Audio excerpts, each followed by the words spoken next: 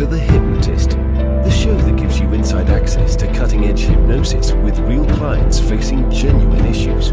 Brought to you by the hypnotherapist demanded by celebrities, CEOs, and even royalty, Adam Cox. These recordings took place live from Adam's clinic in London's world-famous Harley Street. So, get yourself comfortable and enjoy today's episode of The Hypnotist. Hi, it's Adam here, and in this hypnosis session, it is all about reducing alcohol at the identity level. And I was working with a client that really was becoming a bit too dependent on alcohol. They were drinking most weeknights. They felt that it was a way to wind down after work. If they were in a pub, a bar, or a restaurant, they would always have alcohol with their food, or if they're socializing. And to use their words, they would drink one more than they should. It wasn't that they were getting absolutely wasted. It wasn't that they were having nightmare hangovers, but consistently they were drinking more than they wanted to.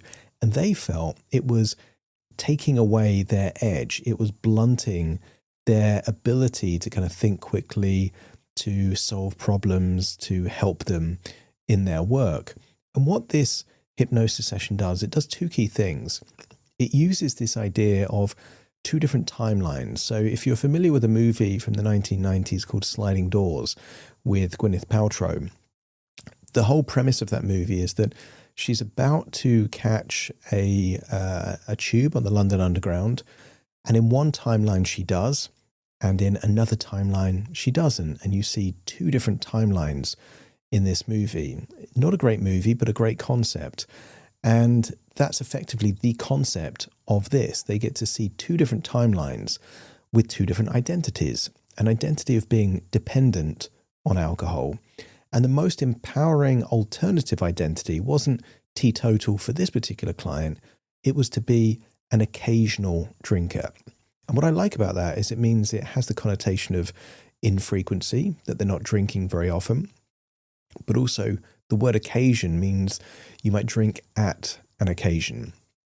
So if you feel that you're drinking too much and you want to reduce the amount that you drink at the identity level, you might get some real value from this session. So I'd encourage you to find a quiet, comfortable place, the kind of place where you're not going to be distracted or disturbed. Relax and enjoy the session.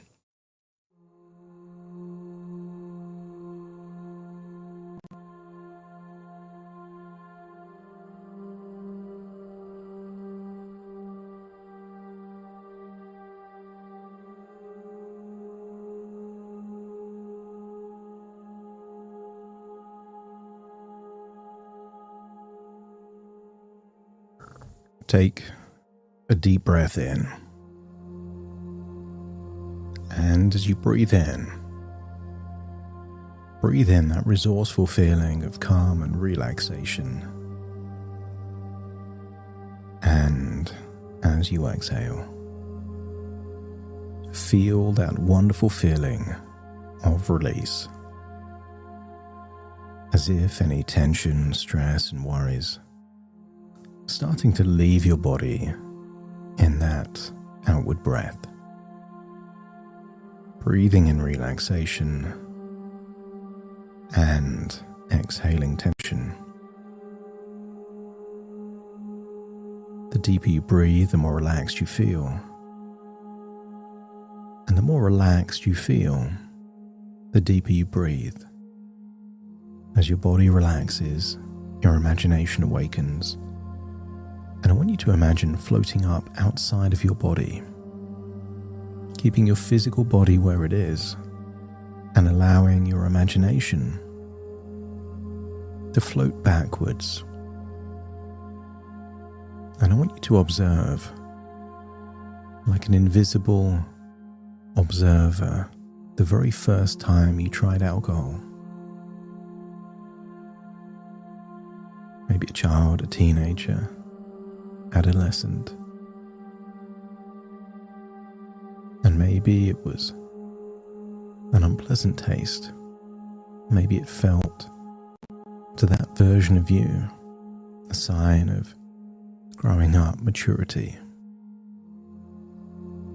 I want you to get a feeling of observing and understanding those early connotations. And maybe to begin with, it was just the occasional drink every now and then. Move forward in the timeline and see where it became more frequent. College, university. I want you to get a sense of when did it change to become more frequent? What were the implied pressures or expectations on you back then? I want you to get a sense that none of this is by accident. And as you observe, I want you to get a sense of how strong the expectation was that you would drink. Friends, people you were living with, family members. Follow the timeline until it became less of a choice and more of a habit, a routine. That it was the default thing that you did. And when you can see that, let me know by nodding your head. That's it. And I want you to take that timeline even further. Because originally it would have been linked to real times of moments of social connection. But something would have changed where what was reserved for occasions became something that felt necessary. Observe the time in your life where it felt it had become a dependency. That doesn't mean you were addicted. Doesn't mean you couldn't have lived without it. Most people are dependent on shoes. They're not addicted to shoes, but life would be difficult without them. And I want you to get a sense of observing when behavior turned to dependency. And that doesn't mean excessive amounts. It could just be the extra drink, more than you would have wanted with hindsight. Drinking on the weekday, even if there's very little upside. Because the nature of alcohol is that the body adapts. The body habituates. It takes more alcohol to give you less of a feeling. And that adaptation means that when you were a teenager, 2 or 3 drinks could make you feel tipsy or drunk. But in more recent times, 2 or 3 drinks can make you feel nothing at all. It barely registers on your scale of affecting your feeling, sensation, of feeling anything. And that's why some people end up slowly but surely drinking more and more, because it feels like it's necessary to give that feeling that was once felt. And I want you to see that there's certain environments that you would be more likely to drink. Maybe a pub, a bar, or a restaurant. Perhaps your own kitchen or front room. I want you to get a sense that it's these environments that are the perfect opportunity to create a new default. a new standard, a new normality. I want you to observe yourself at your current age and see that the recent trajectory has been that of dependency.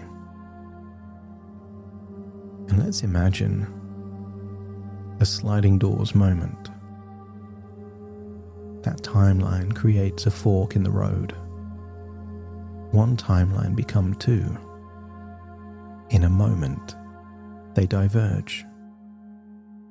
And I want you to imagine, in one timeline, it just continues in exactly the way that it has been going. Not drinking because you love it, you need it, but just because you keep doing what you have been doing. And maybe in that timeline, see that there's no real upside, but there is a downside. And in that downside, that sharp edge you used to have is becoming blunt. Somehow it's impeding your motivation, diffusing your focus, stealing your time and your energy.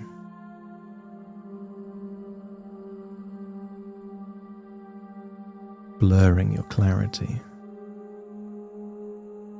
And I want you to get a sense that you have full agency, full autonomy.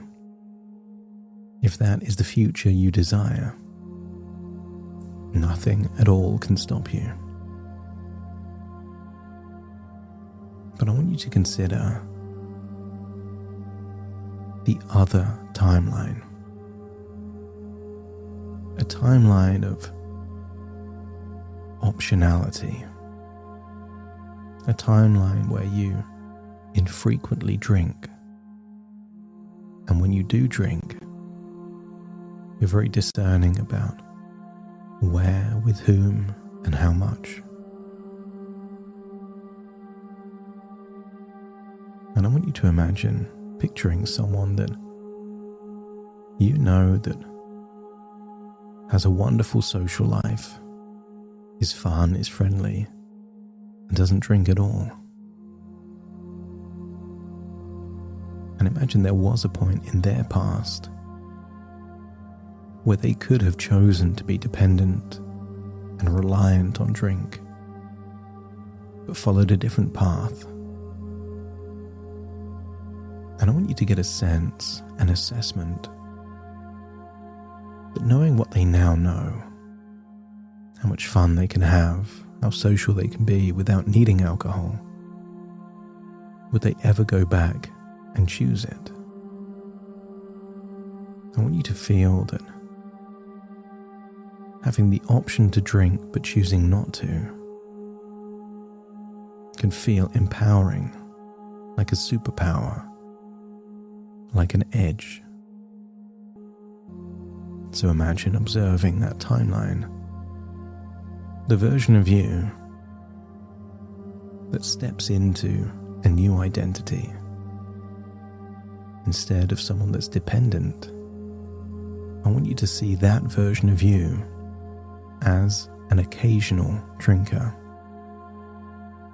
And that occasional drinker means that you occasionally drink, but don't need to. And because you're an occasional drinker, when you do drink, more often than not, it's at an occasion.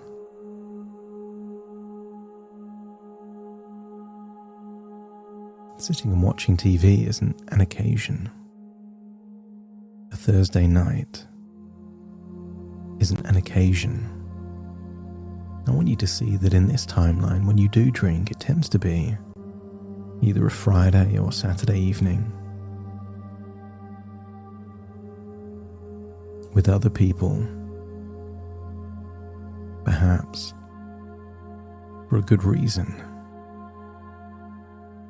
And even then, it's just an option and not an obligation. And I want you to imagine following the two different timelines and see where they take you 1 year from now. See the version of you that this next 12 months is very similar to the previous 12 months. Maybe there's more hangovers, maybe more mistakes. Maybe there's other things that happen in that first timeline. But I want you to imagine in that second timeline where you're the occasional drinker, you see qualities in you that you recognize in that person that doesn't drink. You don't need it, you don't want it. You just have the option to drink if you choose to. Maybe see that version of you has unexpected benefits. Maybe you're looking leaner, fitter. Maybe your skin is glowing or there's a sparkle in your eyes. Maybe in that timeline, you're being noticed within your organization. Maybe it leads to a promotion or something else. Opportunities are coming your way. And it's not like you're not drinking at all. It's just that in this new timeline, maybe it's been reduced to between 10 and 20% of what it was the year before, not through willpower, and not through struggle, not through discipline, but through discernment. In that timeline, you choose when you drink, with whom you drink, and how much you drink. And I want you to step into that identity of being the occasional drinker. Feel like you're in a first person now. And imagine the next 12 months condensed to key moments. You're in a pub or a bar, but you choose something non-alcoholic. You're in a restaurant and you have a soft drink with your meal. I want you to notice those times that even when it's a Friday or a Saturday, of course you can drink, but even then sometimes you choose not to. Because this version of you is keeping your boundaries clear. Your defense is strong. You've learned from previous pitfalls, and you know how to mitigate against that. And I want you to imagine, week after week, feeling that it gets easier and easier. Because more and more, you're noticing that you can have fun, be social, feel relaxed, enjoy yourself without needing alcohol. Imagine 3 months go by, then 6.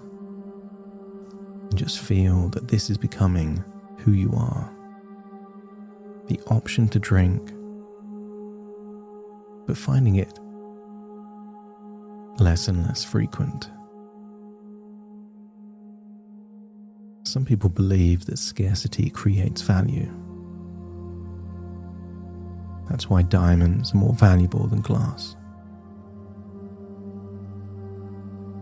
I want you to get a sense that what if, by reducing how much alcohol you drink, you paradoxically increase the amount of joy, pleasure, and pride you get over the next 12 months, simply by realizing that it's an option.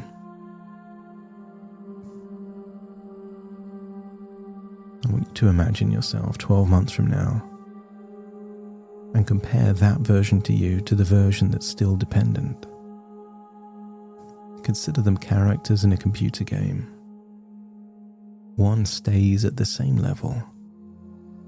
The other has leveled up, has additional capabilities, features, enhancement that the dependent version of you simply doesn't have.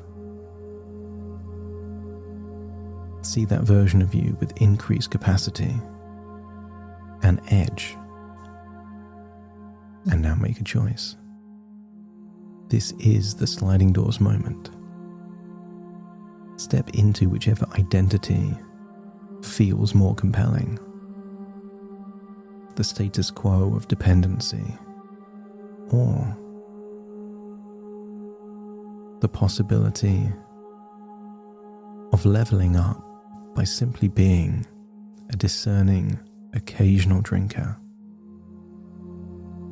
And when you've stepped into that identity, feel it change your body. Like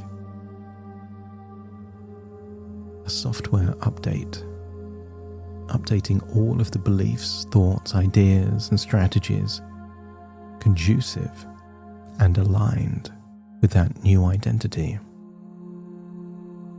And when the update is complete, let me know by nodding your head. That's it. And then imagine one Friday or Saturday, a few weeks from now. Imagine being in a bar, a pub, a restaurant. And imagine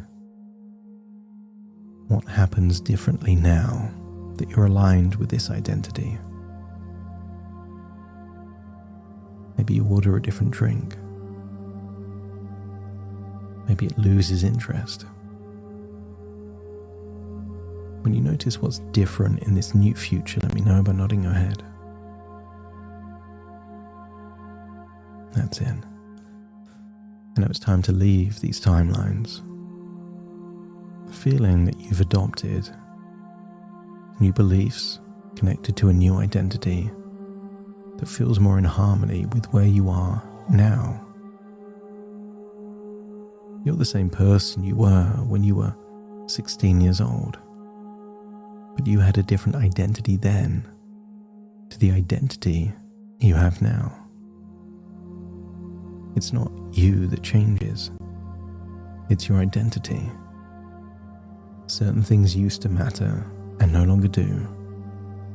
And as priorities shift, change, certain things you value become less important, other things become more. Feel that you are activating this new identity of being a discerning, occasional drinker. It's time to float all the way back to your present. Take a deep breath in through your nose and out through your nose. Wiggle your fingers, wiggle your toes, connect and calibrate into the here and the now. As I now count from 1 to 10 to awaken you. Starting to count. 1, 2, 3, waking up. 4, 5, 6, more alert. 7, 8, open your eyes, open your eyes. 9, 10, wide awake, wide awake, wide awake.